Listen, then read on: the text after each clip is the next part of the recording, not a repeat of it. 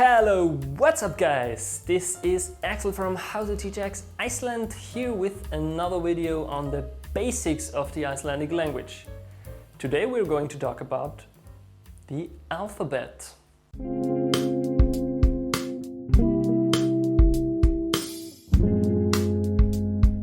Now, for all of you who are new to this channel, we post videos on Icelandic, vocabulary, pronunciation, grammar and fun facts. So if this is something you are interested in, hit the like and subscribe button right now to never miss out on a video again.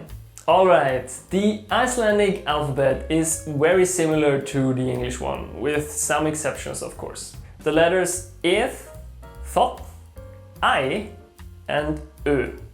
Some others exist, but not in that particular form. So we have an A with an apostrophe, U with an apostrophe, an I with an apostrophe, and a Y with an apostrophe. Now, although most of the letters are familiar, their pronunciation often differs from the English one.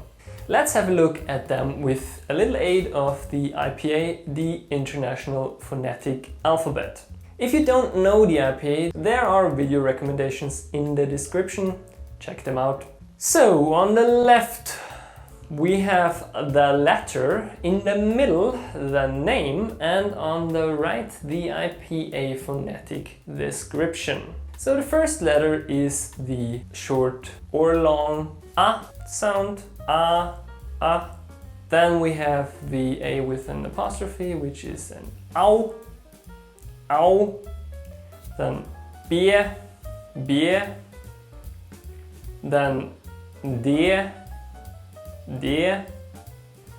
Then the weird D with the cross, which is if, normal E, which is just E. The E with the comma, which is preceded with a J sound, so we have a yeah, yeah. Very important for the word I, which is ég in Icelandic. Then we have F, F, G, G, how, E without a comma or without an apostrophe is E. And E with an apostrophe is E.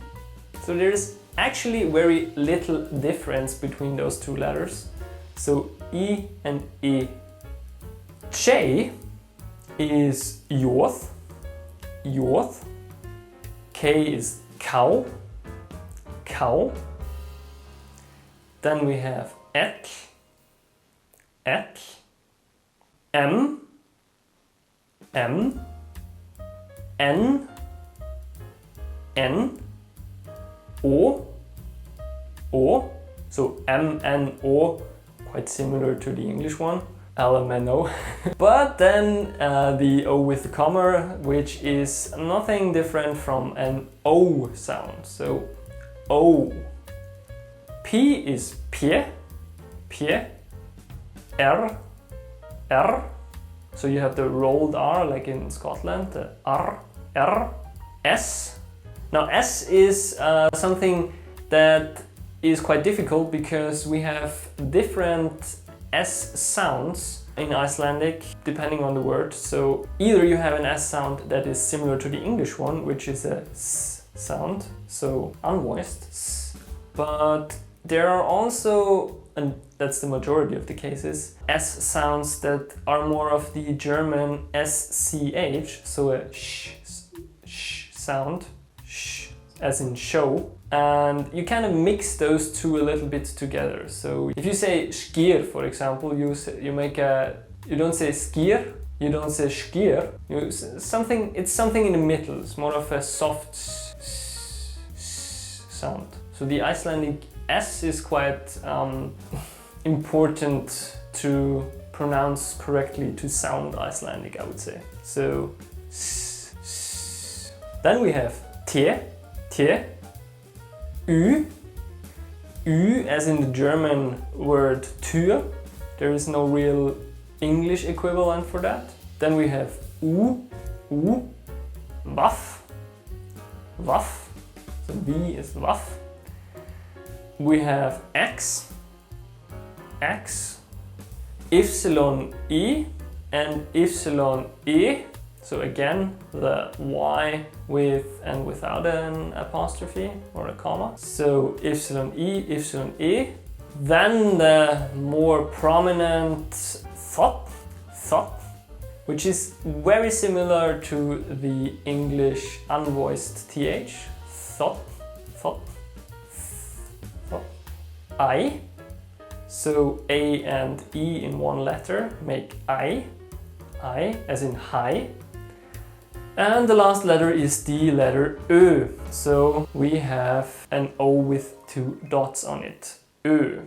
Alright, enough of the letters. There are some that you think are missing here, and depending on how old your books are, if you have Icelandic grammar books, there exist other letters that were formerly used, are not used anymore, or that are in the alphabet but are not really used or only rarely used. Those are, for example, the W, tvöfalt vaff, the Z, or zeta, the Q, ku, or C, C. For example, the Z, the zeta, is nowadays replaced with S in most of the cases, and C is usually a K. Alright, now you know the Icelandic alphabet.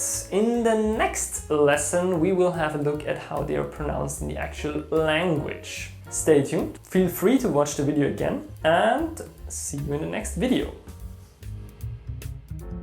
Okay. So the first letter is, oops, das geht mal schnell.